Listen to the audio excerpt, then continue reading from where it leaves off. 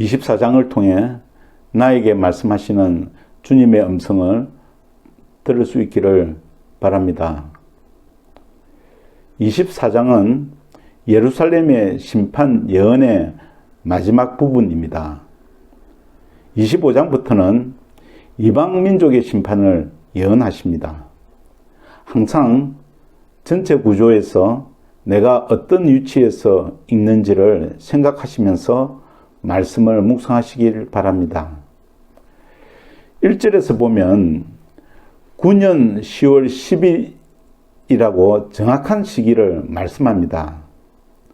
이 날짜는 에스겔이 예루살렘에서 포로로 잡혀온 기간입니다. 즉 BC 598년경이며 바벨론이 예루살렘 성을 포위할 때입니다. 이는 하나님의 말씀이 역사 속에 이루어짐을 말씀하고 계십니다. 24장에서는 두 가지 비유를 통해 심판을 예언하십니다. 1절에서 14절까지 가마솥으로, 또 15절에서 27절까지는 아내의 죽음을 비유로 예언하셨습니다. 가마솥 비유는 그 속에 좋은 고기를 넣어 삶습니다. 그런데 그 솥은 더러운 녹이 있어 아무리 삶아도 깨끗해지지 않습니다. 그래서 고기를 모두 버려야 했습니다. 이스라엘을 아무리 불을 지폈지만은 더러운 죄를 없앨 수 없음을 말씀하십니다. 결국 하나님의 분노가 임할 수밖에 없었던 것입니다. 가마솥은 예루살렘입니다. 예루살렘 성을 피 흘린 성읍이라고 하셨습니다. 이는 열왕기하 21장 16절에서 므낫세 때에 죄 없는 사람들이 피 흘려 수없이 죽은 사건과 같은 말씀입니다.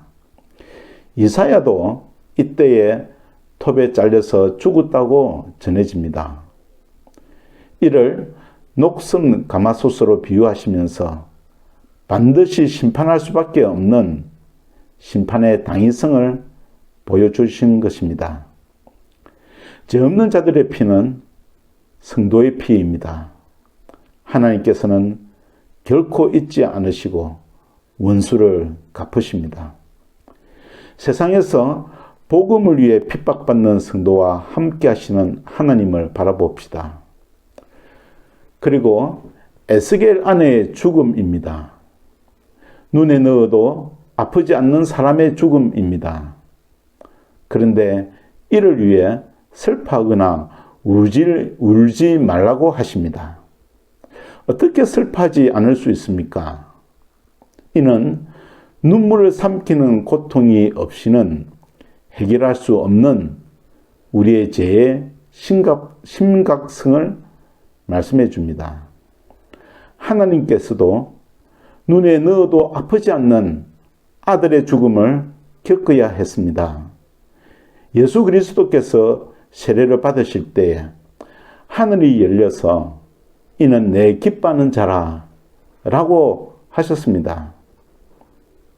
그 아들의 죽음이 골고다에 있었습니다.